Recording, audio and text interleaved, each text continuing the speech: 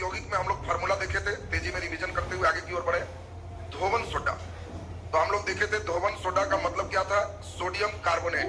समझाए थे कि कपड़ा धोने में 200 उंगली लगा के तब पानी डालना, इसलिए 10H2O, याद है ना सबको, तो इसीलिए Na2CO3 10H2O। खाने वाला सोडा में आपको बताया था खाए में बाय लगाओ, खा लिए तो बाय बाय, और बाई कार्बोनेट है तो इसलिए NaHCO3 होगा, तो Na2CO3 10H2O ये आपका धोबिया सोडा हो। और NaHCO3 सोडियम बाई कार्बोनेट, इसको क्या कहते हैं, बेकिंग सोडा। फिर आपको याद है कास्टिक में OH लगाए, कास्टिक में OH लगाए, और सोडा है तो सोडियम, पोटास है तो K, पोटास तो पोटेशियम, सोडा तो सोडियम, कास्टिक तो OH, याद है सबको। चूना पत्थर में आपको बताए थे 3 चीज आता है, चूना पत्थर तो CaCO3, काली चूना CaO, बुझा हुआ चूना CaOH का होल्ड। इसके बाद आप सभी को याद है जिप्सम, तो जिप्सम में आपको बताए थे कि जिप में आपको क्या करना है, जल्दी बताइए, जिप में आपको क्या करना है, कै करना है, जिप में कै होता है, तो जब बोलेंगे जिप्सम तो आपको कहना है कि कै होता है, और CaSO4 और कै कौन साइड होता है, दोनों साइड में, तो 2S2। सेम चीज में केवल बताया था कि प्लास्टर का मतलब हाफ हड्डी हो गया तो हाफ प्लास्टर में आधा हो जाएगा, और जिप में दोनों तरफ कै रहेगा। अब इसके बाद बताया था कि 3 तरह का कशिश है, उजला, नीला, हरा, सभी कशिश सल्फेट होता है, SO4 SO4 SO4। बताए थे हरा भरा कब रहेगा, जब लोहा से कुदाल से साफ सुथरा करोगे तो हरा भरा में लोहा यूज करना, और 7 दिन यूज करना, तो 7H2O। फिर बताए थे तुमको सफेद चुना वाला, और सफेदी एक इसमें है जस्ता, तो ये भी 7 दिन चाहिए।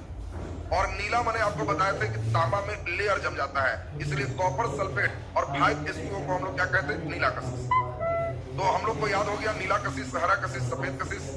इप्सम साल्ट देखे थे, मैग्नीशियम सल्फेट है, इसमें भी 7H2O है।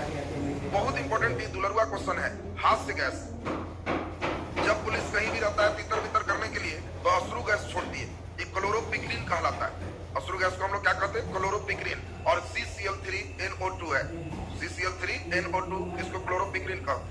जब हम कहेंगे आपको हास्य गैस N2O, नाइट्रस ऑक्साइड को कह, यहाँ हास्य गैस छोड़ा जाएगा तो सबको अपने से गुदगुदी जैसा लगेगा, खूब हंसने लगेगा, ज्यादा छोड़ दिया जाएगा तो हंसते हंसते बेहोश हो जाएगा। खूब हंसाया तो छोटा बच्चा कहता है अब नहीं, फिर हंसाते जाएगा तो रोने लगता है, देखा ऐसा ना। तो इसलिए हास्य गैस की भी वही कहानी, अल्प मात्रा में है वहां तक ही ठीक है। अश्रु गैस एक क्लोरोपिक्रीन है, CCl3NO2, नौसादर का फार्मूला NH4Cl, और क्लोरोफॉर्म CHCl3, ये हम लोग देखे थे, ट्राई क्लोरोमीथेन को हम लोग क्लोरोफॉर्म कहते हैं। इसके बाद हम लोग मेन आज अब क्लास शुरू कर रहे हैं, यहाँ तक याद है ना सबको। अब आज कलम रखते हुए खूब आज का क्लास में ध्यान दीजिए। आज बिल्कुल एकदम इनिशियल फेज से केमिस्ट्री आपके स्टार्ट हुए हैं, 0 लेवल जिसको कहते हैं, जहां से हम चले कोई लड़के तय करेंगे, बेसिक सुनते जाएंगे, केमिस्ट्री में उनको प्रश्न नहीं छोड़ेंगे। अब इसमें महत्वपूर्ण चीज हम लोग जरा देखें, केमिस्ट्री का सबसे पहला लेसन शुरू होता है पदार्थ। किसी भी एग्जाम में पदार्थ से एक क्वेश्चन निश्चित रहे, दरोगा में भी पिछले बार रहा, बिहार पुलिस, BPSC कहीं देने जाएगा, रेयर एग्जाम होता है जहां पदार्थ से क्वेश्चन ना रहे। तो आज पदार्थ का स्टेप लगभग हो जाएगा, अगले दिन एक पदार्थ की कहानी कंप्लीट हो जाएंगे कल, और कल उम्मीद है कि सभी लोग एक प्रश्न बनाने के लायक एकदम हो जाएंगे।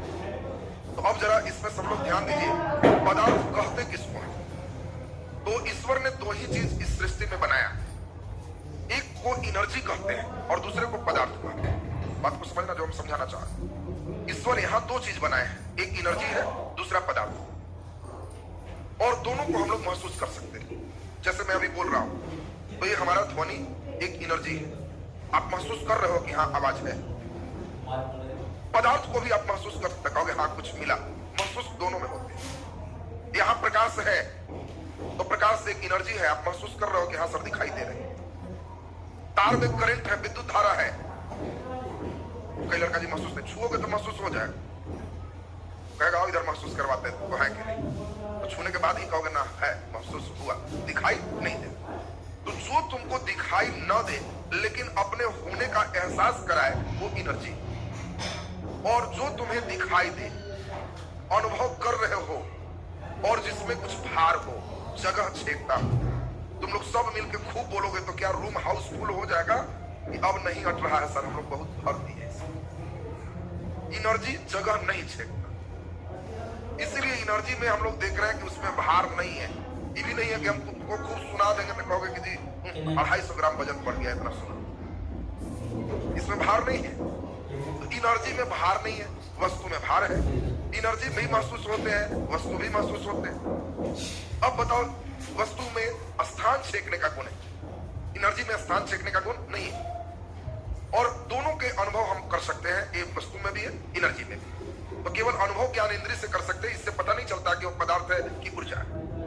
यानी अब आपसे पूछा जाए कि निम्नलिखित में कौन पदार्थ नहीं है, और उसमें आपको दे दिया जाए कॉपी, कलम, बेंच, हवा, इनमें से कोई नहीं, क्या होगा? हवा, क्योंकि हवा पदार्थ नहीं है। अच्छा, हवा पदार्थ है या हवा एनर्जी है? जल्दी बोलिए। तो एक दूसरी बात सुनते जाना, सब मोड़ समझना। अगर कहीं डालें तो वो स्थान छेके तो पदार्थ का रूप होगा। हम अगर किसी बैलून में, गुब्बारे में हवा डालें तो वो स्थान छेकता है, फूला। लेकिन प्रकाश डालें तब कुछ नहीं, धारा भेजें तब फूल जाएगा, स्थान नहीं छेकता। लेकिन हवा स्थान छेकता है, उसके लिए जगह चाहिए। रूम को एकदम टाइट पैक करके सब लोग बाहर से खूब एयर दिया जाए, दीवार टूट सकता है। लेकिन खूब लाइट दिया जाए, टूट जाएगा। ये लाइट रट नहीं रहा था, इसीलिए दीवार करीब कर।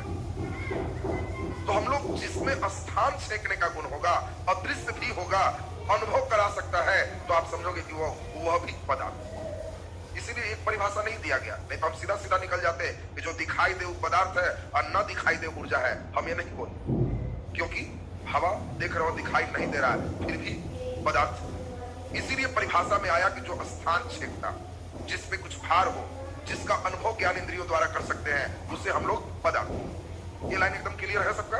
अब जल्दी बताओ, हम ऐसे सुनाएंगे। परीक्षा जानते हो कैसे देगा? एकदम अप्लाइड फॉर। परीक्षा इतना अच्छा देता है ना कि लड़के को लगता है कि एक बार किए रहते तो आंसर हो जाता। किताबों में नहीं मिलेगा, तुम्हारे ब्रेन में आंसर मिलेगा। तुम्हें कहेगा कि एक नया फुटबॉल खरीदा गया और उसका वजन लिया गया, और फिर उसमें पूरा हवा भरकर पुनः वजन किया गया। तो हवा भरने के बाद फुटबॉल और भारी हो जाएगा, कुछ हल्का हो जाएगा, वजन में कोई प्रभाव नहीं। भारी होगा, फुटबॉल तो खेला है ना। सुन लो पहले बढ़िया से, हाँ सुनो पहले बढ़िया से, तब पदार्थ समझ में आएगा। तुम लोग खाली वही वाला आदमी जिसमें भार हो, अनुभव करते हैं, पदार्थ का, ये सब नहीं आएगा। तुमको कभी थोड़े आएगा कि पदार्थ किसे कहते हैं। तुमको यहाँ से प्रश्न शुरू होगा, जो प्रैक्टिकल भाव समझना है। बोलो एक फुटबॉल पचका हुआ है, वजन लिए, और फिर उसमें पूरा हवा भर दिए, फिर वजन लिए। तो बताओ, हवा भरने के बाद उसका वजन कुछ घट जाएगा, कुछ बढ़ जाएगा, कि वही रहेगा? कितने को लग रहा है वही रहेगा? हाथ उठाओ। वही रहेगा। इतना मूर्ख भी है? कितने को लग रहा है कुछ बढ़ जाएगा? बढ़ जाएगा। और कितने को लग रहा है घट जाएगा? तुम लोग किधर रह रहे? बड़ा समझदार है। सुनो, अब तुम समझ रहे होगे क्वेश्चन कैसे बनता है। क्वेश्चन अब तुम्हें समझाएंगे तो अभी समझ में आएगा। पदार्थ का मतलब ही है इसमें कुछ भार हो, कि जब रखोगे तो भार बढ़ेगा। लड़के बेचारे फुटबॉल में हवा भरेंगे तो हल्का होगा, तनब पैर से मारेंगे। ये कौन चोरी है जी? ये कौन चोरी है? हवा जब भरोगे तो उसका भार हवा का भी ऐड होगा, और इसीलिए आपको दिमाग में सेट रखना है कि उसका भार बढ़ेगा। आजकल क्वेश्चन ऐसे शुरू है, क्वेश्चन कैसे आएगा वो मेन सबसे ज्यादा समझना जरूरी। खाली पदार्थ कहते हैं, इसे मिश्रण कहते हैं, इसे यौगिक कहते हैं, खाली पन्ना भरो अभियान का हिस्सा है, कुछ नहीं होगा उससे। तुमको सोचना है कि हाँ इस चीज को कर रहे हैं तो क्या है, पदार्थ का मतलब किसे कह रहे हैं, एनर्जी का मतलब किसे कह रहे हैं। कभी कभी तो एकदम दे देगा, रीजनिंग टाइप का क्वेश्चन दे देगा, वो केमिस्ट्री का क्वेश्चन। लड़के को लगता है रीजनिंग है, निम्नलिखित में कौन भिन्न है, निम्नलिखित में कौन भिन्न है, और उसमें दे रहा है हवा, उसमें दे रहा है प्रकाश, उसमें दे रहा है मकान, उसमें दे रहा है एक फुटबॉल। बोलो जल्दी से। अब लड़का लगा एनर्जी लगाने, कौन भिन्न है। अब उसको केमिस्ट्री की जानकारी नहीं है, ऊर्जा की जानकारी नहीं है, पदार्थ की जानकारी नहीं है, तो सोच रहा है हवा भगवान दिए, प्रकाश भगवान दिए, फुटबॉल आदमी दिया, मकान आदमी दिया। अरे यार तो छठा कहाँ रहा है? तो तो हो गया, तो छठ नहीं रहा। फिर एल्टीना लगा रहा है तो भीड़ ही नहीं रहा है। लगा चिल्लाने की रीजनिंग वाले सर से पूछेंगे, रीजनिंग वाले सर बता दे।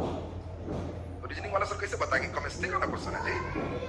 तो ये केमिस्ट्री में तुमको समझना था कि 3 इसमें पदार्थ थे और 1 इसमें एनर्जी थी, और इसीलिए सही आंसर भिन्न कौन होगा? प्रकाश। अब आप समझ गए होंगे कि पदार्थ को कितना तरह से चक्रिया के पूछे, ये समझ में आ गया ना। अब सबसे महत्वपूर्ण चीज हम लोग चलेंगे, पदार्थ के कई प्रकार पढ़ने हैं। रासायनिक दृष्टि से जब चलेंगे कैसे बना हुआ होता है, तो यही पदार्थ 3 तरह का होता है, तत्व, यौगिक, मिश्र।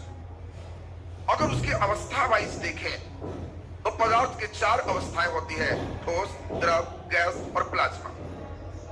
बात समझेंगे? सभी लोग का यहाँ पर ध्यान चाहेंगे, बढ़िया से अवस्था अभी आज के क्लास में एकदम ठीक होना चाहिए, और तब इसी में चलेगा। कई ऐसे बताओ, सभी पदार्थ ठोस है, गर्म करेंगे तो क्या होगा? द्रव, और गर्म करोगे तो गैस, और हाई करोगे तो प्लाज्मा। प्लाज्मा का मतलब वहां पे इतने हाई टेम्परेचर है कि पदार्थ आयन फॉर्म में है, और आयन फॉर्म में होना वो प्लाज्मा स्टेट कहलाता है। जैसे तुम ही बताओ, सूर्य को सोचो, वो ठोस है कि द्रव की गैस? तो उतना हाई टेम्परेचर पर सूर्य कोई ठोस होगा? पिघला हुआ कोई चीज है? गैस है? नहीं, वो प्लाज्मा स्टेट। और आपको ध्यान रखना है, ये सभी जो बातें हो रही है वो एक खास टेम्परेचर पर हो रहे हैं। वो टेम्परेचर लोअर टेम्परेचर फिक्स है, -273 डिग्री सी। आज तक मनुष्य उसको उत्पन्न नहीं कर पाया है, इसलिए उसको 0 केल्विन या परम शून्य ताप कहते हैं। जिस दिन 0 केल्विन उत्पन्न हो गया, हम किसी मशीन से, फ्रिज से -273 डिग्री सी उत्पन्न कर लेंगे, वो दिन इतने ज्यादा अणु करीब हो जाएंगे कि उसका एक नया नाम रखाएगा और पदार्थ के 5 अवस्था हो जाएंगे। अभी तो आप लोग ठोस, द्रव, गैस पहले जानते हैं, फिर देखे कि बहुत गर्म किए तब प्लाज्मा हो गया, तब फिर उल्टा बहुत ठंडा करेंगे तब, तो अभी वो टेम्परेचर उत्पन्न नहीं हुआ है। लड़का हो जाएगा तो नाम रखा है, अभी पहले से नाम क्यों सोच के? तो इसीलिए आपको ध्यान रखना है कि इसमें उतना लो टेम्परेचर पर फिर एक अवस्था हो सकती है।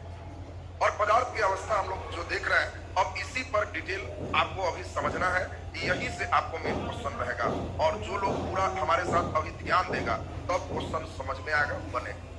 क्योंकि ये स्टेप से क्वेश्चन आए, यहां से फिर क्वेश्चन बड़ा खतरनाक आएगा। कई ऐसे पदार्थ हैं जो ठोस हैं और गर्म करोगे तो पिघलेगा नहीं, डायरेक्ट गैस बन जाएगा। तो तुम ऊर्ध्वपातन रटे हुए हो, परीक्षा में क्या कहेगा? निम्नलिखित में कौन पदार्थ द्रव अवस्था में नहीं पाया जाता है? अब लड़का लगा छटपटाने, ऑप्शन देते हैं, ऑप्शन में भी दे देते हैं। चॉइस है नौसादर, नहीं होगा। बी कपूर, होगा। तो फिर देखो कैसे रह रहा। चॉइस तो सेटर की इच्छा ना है जी, तुम जहाँ कहेगा कि यही होगा तो फिर सभी वाला मार देगा। तेज वाले लड़के वहां गड़बड़ करेंगे। तो चॉइस तो एक पार्ट है। कई ऐसे पदार्थ, सुनेगा बढ़िया से, इस सबसे प्रश्न तुम्हारा बहुत अच्छा उठता है। पर ठोस किसे कहते हैं? तुम लोग एक लाइन रट के एक पढ़वे नहीं करता। आकार वायतन दोनों निश्चित रूप से ठोस कहते हैं, ये वाला मेरा क्लियर। अब परीक्षा में कहेगा जो गैस से सीधे ठोस बदलता है वो क्रिया को कहते हैं। निम्नलिखित में कौन द्रव में नहीं पाए जाते हैं? अब लड़का वहां लगा सिर खुजलाने की, द्रव हुआ का कैसे नहीं? गर्म करेंगे तब डायरेक्ट ठोस से गैस बन जाएगा, द्रव बनेगा ही। तुम्हारे घर में कपूर देखा हो, कपूर को थाली पर रख के चूल्हा पर चढ़ा दो, देखते रहना पिघला कब गायब हो गया। तो कहना वाह ये क्या हो गया जी? तो केमिस्ट्री कहता है इसे सब्लिमेशन, ऊर्ध्वपातन कहते हैं। तो ऐसा कई पदार्थ हम लोग पढ़ेंगे, और उन पदार्थों का उदाहरण एकदम टच है। यानी स्टेप समझ रहा है ना? बहुत इंटरेस्टेड स्टेप यहाँ पे आने जा रहा है। अब पहले अभी जो बता रहे हैं इस चीज को सब लोग सुनो, क्योंकि यहाँ से आपको प्रश्न रहेगा। हम लोग कुछ गुण लेके चल रहे हैं, और इस गुण का तीनों चीज में तुलना कर रहे हैं, ठोस में भी, द्रव में भी, गैस में। आप लोग गेंद देखे हो, लोहा देखे हो, कलम देख रहे हो, बोर्ड देख रहे हो, ये सभी ठोस। जितना जगह छेकता है वो उसका आयतन, और तुम्हें जैसा दिख रहा है वह उसका आकार। अब बताओ, एक कलम इतना लंबा, इतना चौड़ा, ये इसका आयतन के पार्ट। अब जल्दी से बताएं सोच करके, ठोस में आकार कहीं रखें। इस कलम को हाथ में रखें, इस कलम को हम ग्लास में डाल दें, इस कलम को हम बाल्टी में डाल दें, बोलो इतना ही जगह छेकेगा। इसीलिए ठोस का आकार निश्चित होता है। लेकिन द्रव की बात करें, पानी को कप में डालें, फिर उसी पानी को बाल्टी में डालें, उसी पानी को नीचे फेंकें, क्या हर समय आकार एक ही है कि बदल रहा है? ठोस को कहीं हम इसको नीचे भी फेंकेंगे तो वैसे ही, यानी ठोस में आकार निश्चित है, द्रव में आकार जिस पदार्थ में रख देंगे उसी के अनुसार हो जाएगा। लोटा रखेंगे तो लोटा छाप, गिलास रखेंगे तो गिलास छाप, बाल्टी रखेंगे तो बाल्टी छाप। देख लीजिए कितना बढ़िया द्रव। द्रव का मतलब जिधर जैसा डाल दीजिए उधर वैसा एडजस्ट करनी। और आयतन माने जितना है, अगर यह 1 पौआ पिघलाने से है तो कहीं भी 1 पौआ है। इसका आकार और आयतन दोनों निश्चित होता है। लेकिन द्रव की बात करेंगे तो द्रव का आकार निश्चित नहीं है लेकिन आयतन निश्चित है, क्योंकि एक पौआ दूध गिलास में भी एक पौआ है, उछल के बाल्टी में भी डालेंगे तो एक पौआ है, लोटा में भी डालेंगे तो एक पौआ है। ऐसा नहीं ना कि 2-3 जगह उलट देंगे तो कहेंगे लो आधा साफ हो गया, कैसे 5-6 जगह उल्टे जो, ऐसा नहीं ना होगा जी। तो आपको ध्यान रखना है कि आयतन निश्चित लेकिन आकार अनिश्चित है, तो उसको हम लोग क्या कहेंगे? द्रव। लेकिन गैस में अब यहाँ ऑक्सीजन गैस है, फूंक दिए कस के तो कोई आकार धर ले, नहीं भी है तो बेचारा कोई आकार पकड़ ले। और आयतन भी अभी है 1 लीटर, फैल के कब 2 लीटर होगा इसकी गारंटी नहीं। तो यानी गैस का ना आकार निश्चित है ना आयतन निश्चित। देखो गार्जियन 3 तरह के, एक है एकदम टाइट, लेकर के घर से थोड़ा सा भी आगे बाहर नहीं दी, थोड़ा सा भी गया कहा जा रहा है इधर आओ खींच दी तो कहोगे घर है कि ठोस सॉलिड। लेकिन कोई घर है थोड़ा दूर तक जा सकता है, बहुत दूर नहीं, लेट हुआ तो फिर बहुत झाड़ लगेगा। हाँ कुछ दूर तक जाओ फिर आओ तो कहोगे वाह ये द्रव वाला घर है, लिक्विड वाला। और कोई घर है गैस वाला, कोई पूछने वाला नहीं है, आवारा जिसको कहते हैं। तो गैस भी वही आवारा है। तो आवारा समझ रहे हो ना, जिधर इच्छा किया जैसे मिजाज किया चल दिए, कोई पूछनिहार नहीं है। कहोगे हमारे घर में गैसियस स्टेट में गार्जियन रहते हैं, कोई पूछताछ करने वाला नहीं। कोई कहे चलो यार हाँ मत कहो, सॉलिड स्टेट में मेरा घर के गार्जियन, थोड़ा सा भी इधर से उधर हुआ एकदम खींच लेंगे किधर को। अब तुम ही बताओ इसके अणु और इसके अणु अगर ज्यादा आकर्षण बल होगा तो सॉलिड हो, थोड़ा कम होगा तो लिक्विड होगा, एकदम कम होगा तो। अब बताओ अंतर आणविक बल, अणुओं के बीच लगने वाला बल सबसे ज्यादा किसमें होगा? ठोस में। ठोस में अंतर आणविक बल, अणुओं के बीच लगने वाला बल सबसे ज्यादा। सबसे कम अंतर आणविक बल गैस। अब एक शब्द है अणुओं के बीच स्थान, बोलो सबसे कम अणुओं के बीच स्थान ठोस, सबसे ज्यादा अणुओं के बीच स्थान गैस। तो इंटरमोलिकुलर स्पेस जिसको कह रहे हो, मॉलिक्यूल के बीच जो स्पेस की बात हो रही है, तो गैस में स्पेस बहुत ज्यादा हो। सॉलिड है तो खींच के रखेगा, तो उसका बताओ निश्चित रूप से जब खींच के रखा तो अवश्य उसमें अणुओं के बीच स्पेस कम हो। और बोलो ज्यादा घना कौन हो? ठोस। अणु जब एकदम नजदीक है तो घना ज्यादा होगा, वो डूबेगा। अणु एकदम फैला हुआ है तो घना कम हो। तो सबसे कम सॉलिड है, सबसे कम घना है सॉलिड, लिक्विड की गैस। गैस सबसे कम घना है। तो अब आपको कुछ बातें पूछ रहे हैं, अपने आप देखो ऑटोमेटिक आंसर आने लगे। ये तो आज बेसिक आपको केवल कर रहे हैं सॉलिड लिक्विड गैस। अब यहाँ से स्थिति बहुत अच्छे लेवल पे चलेगी, क्योंकि अब जो करेंगे कौन ठोस से द्रव बना, कौन गैस बना, कौन डायरेक्ट बना, कौन किधर कैसे गया, ये इससे क्वेश्चन आते हैं। और तब वहां के बाद इसी पदार्थ का चलेगा रासायनिक बनावट, तत्व, यौगिक मिश्रण, वहां तक से गया गारंटी है क्वेश्चन। कोई क्वेश्चन, कोई परीक्षा, कोई सेट, कोई टीचर सेट किया है तो तुम खुद बता दोगे कि अच्छा सेट है कि ऐसी। अब केमिस्ट्री भेज हुआ और देखा कि पदार्थ सेट दिया है, कहना हाँ ठीक है। 4 चैप्टर है जिससे निश्चित रहना है, उसी में तुम लोग एक लेसन पढ़े हुए हैं जिसको पर एकदम गर्दा उड़ाया रहता है, तत्वों का वर्गीकरण, पीरियोडिक टेबल। तो वो 4 में से एक है, ये कम दुलरुआ नहीं है, लेकिन तुम इस पर कोई ध्यान ही नहीं देते और इसीलिए यहाँ से क्वेश्चन लैग करने की संभावना ज्यादा है। पीरियोडिक टेबल में क्या है, इनके 20-25 बातें हैं, कौन चाकू से कटेगा, कौन किससे कटेगा, 2-4 चीज करेंगे तो हो जाए। इधर तुम्हारे स्टेप ज्यादा सीखने। अब जरा जल्दी जल्दी बताओ, अंतर आणविक स्थान, इंटरमोलिकुलर स्पेस, एक अणु और दूसरे अणु के बीच जगह सबसे ज्यादा किसमें? गैस में। सबसे कम ठोस में, तो मैंने लिखा है ठोस में बहुत कम और गैस में सबसे ज्यादा। ये एकदम क्लियर है कि नहीं? अंतर आणविक आकर्षण बल, इंटरमोलिकुलर अट्रैक्शन फोर्स, खिंचाव सबसे ज्यादा ठोस में, सबसे कम गैस में। तो हमने लिखा सबसे ज्यादा ठोस में, सबसे कम गैस। तुम इधर वाला मत देखना, केवल ये सुनना, अब मन से बोलना, अंतिम में मिला। कोई लड़का को खड़ा तो बोले तो दोनों दिन देख के पहले ही रेडी। तुम केवल इधर देखेगा, नहीं तो हम मिटाएंगे अभी। पहले जल्दी से बताओ घनत्व। घना, सबसे ज्यादा घना कौन? ठोस। सबसे कम घना गैस। तो आपको घनत्व भी क्लियर हो गया सब। बोलो आकृति, ठोस का निश्चित, द्रव का अनिश्चित, गैस का अनिश्चित। बोलो आयतन, ठोस का निश्चित, द्रव का निश्चित। एक पौआ है सब जगह, लेकिन गैस का अनिश्चित। क्वेश्चन देगा आकार अनिश्चित और आयतन निश्चित, इसका लक्षण है द्रव का। आकार आयतन दोनों निश्चित ठोस का।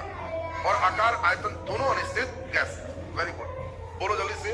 कणों की ऊर्जा, ऊर्जा मतलब इधर उधर घूमे में ज्यादा आवारा वाला ऊर्जा एनर्जी ज्यादा रखा है, तो सबसे ज्यादा एनर्जी किसमें होगा? गैस।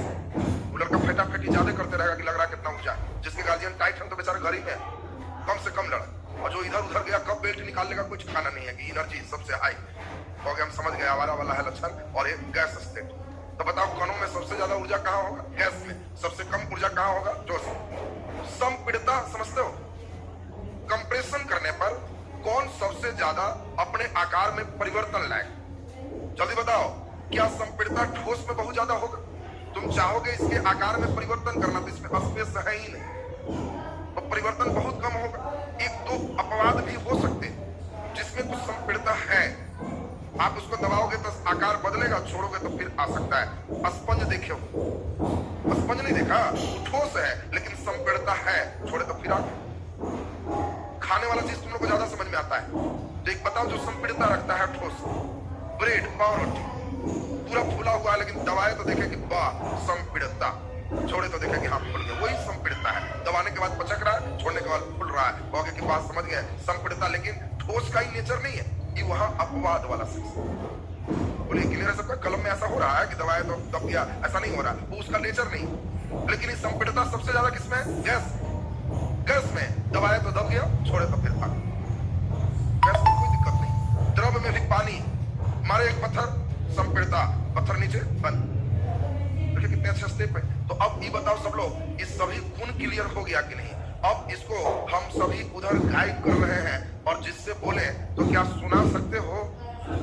अब हमको अभी सुनाएगा। उधर वाला तो तुम लोग को रखने से ऊंच नींद धाय धाय करता था, सब उधर वाला का है। अब हम लोग देखें अंतर आणविक स्थान, इंटरमोलिकुलर स्पेस, ठोस में सबसे कम और गैस में सबसे ज्यादा। Very good. अंतर आणविक आकर्षण बल, इंटरमोलिकुलर जो है अट्रैक्शन फोर्स, ठोस में सबसे ज्यादा और गैस में सबसे कम। बहुत अच्छी बात। घनत्व, ठोस का सबसे ज्यादा और गैस का सबसे कम। आकृति, ठोस में निश्चित, द्रव में अनिश्चित, गैस में अनिश्चित। आयतन, ठोस में निश्चित, द्रव में निश्चित और गैस में अनिश्चित। Very good. कणों की ऊर्जा ठोस का सबसे कम, गैस का सबसे ज्यादा। बोलो संपीड़ितता, संपीड़ितता ठोस में सबसे कम, गैस में सबसे ज्यादा। अब एकदम मान के चले कि एकदम ई में पूछ दिया तो आप एकदम फटाका बना पाओ, कोई दिक्कत नहीं ना कि नहीं को है? तो ये आपका अब स्टेप मेन केमिस्ट्री का शुरू हो जाए। अब यहां से आगा ठोस से द्रव, गैस कैसे रूपांतरण होता है, तब उस रूपांतरण के बाद तब हम लोग चलेंगे फिर उसके रासायनिक गुण पे। तो आज का क्लास आपका यहीं तक।